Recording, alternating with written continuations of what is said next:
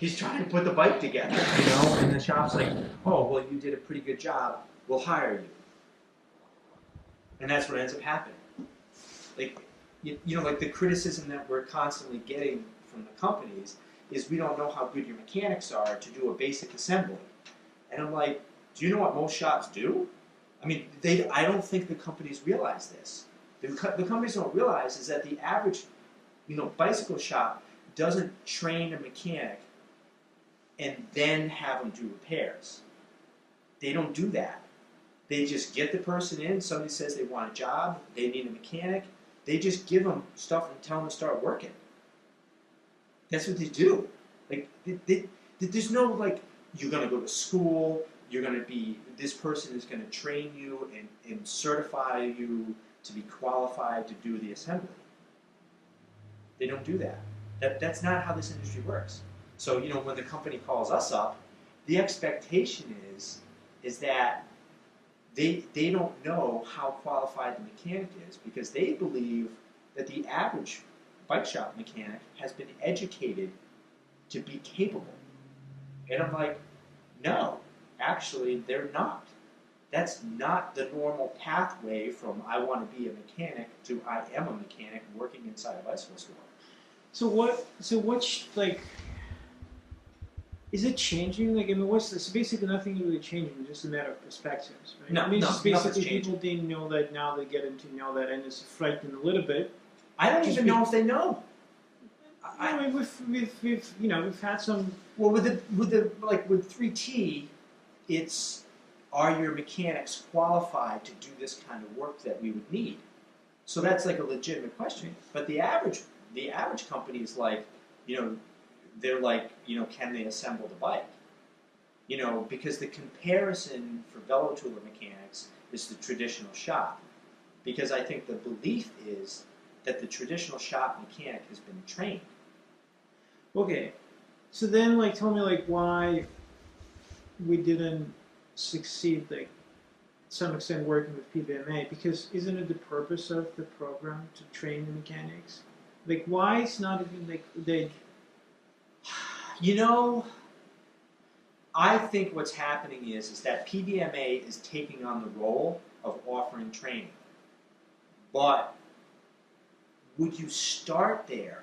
In other words, if I was not a mechanic and I wanted to be a mechanic, would I join the Professional Bicycle Mechanics Association, then get training, and then get a job? I don't think so. Okay, so how, well, they're partnering with you know, bicycle repair schools. Yes, so I think that's the path that they're going for. I think the path they're going for is to bring people in to PBMA and then offering training to then eventually get them a job. Whether it would be to make them a mechanic, like a mobile mechanic, like to have their own business, or to go and work as a mechanic at a traditional bicycle shop. Like I think that's the direction that PBMA is going. You know, is become part of our you know, our group, our association, and then take the training that we offer, and then go out and get a job. You know, like in other words, like what they're trying to do is organize, educate, and then they just kind of let them go. You know, so like on their website they have, you know, like a classified section, like, you know, like hire, you know, like you can offer jobs on PMMA that their mechanics that are part of the platform could see and then potentially, you know, like apply for. You know, whereas like with Velotooler, that's not what we're doing. We're saying we do initiation process where it's like, okay, you sign up and, you know, you're going to take a quiz, you know, you're going to show us like if there's any certificates that you've gotten, and, you know, then, you know, we're going to offer insurance, and then basically we're trying to get you work. Right, and basically we back you up, right? Yeah. We say, okay, you've got some experience. I mean, most of the mechanics do have a good experience because it's showable, and then we give the insurance. So like something goes wrong, you protect it, right? Yeah. We take a pool. We basically take a pool in. Yeah. and even like we had few disputes when like people basically said the bike hasn't been assembled properly, or obviously that was the person was sort of trying to get not to pay the fees. Remember that was Yeah. So, but definitely we still pay the mechanics, and Yeah. we said that's fine. We took a bullet for that. So, Yep. So then what do we stand for then? If the industry has like those, they're standing for something. So what are we standing for? Because we keep saying we're standing by a mechanic, and and I think everybody needs a job to pay the mortgage, right? Yeah. So what do we stand for? We stand for like just organizing mechanics to do something big, or like we. I think honestly, realistically, it goes back to connecting people that need a skilled mechanic with those mechanics. Like Velotooler is just bringing those together.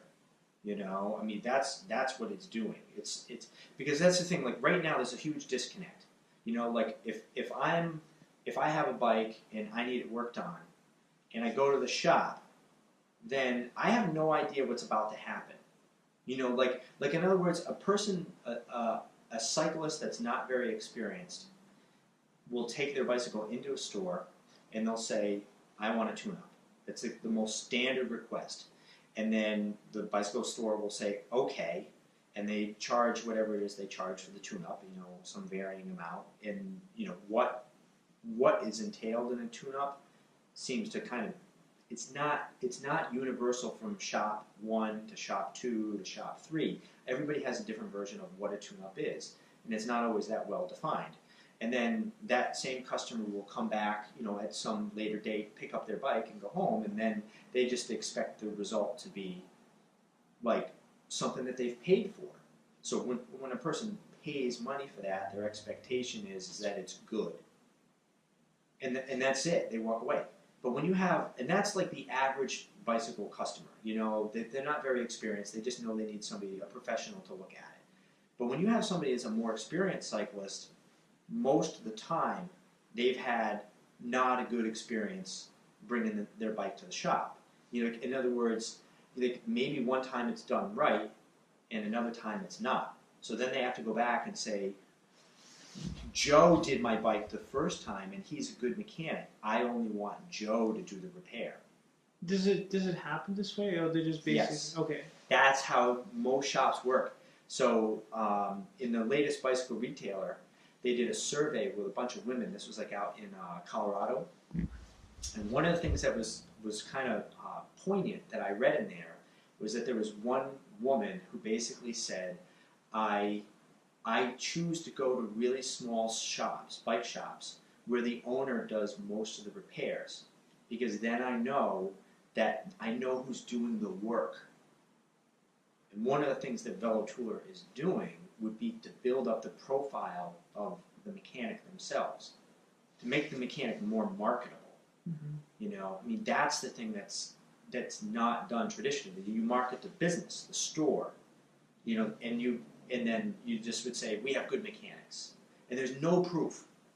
So one of the things that Velotooler is doing is providing a way to both build a resume and to offer like proof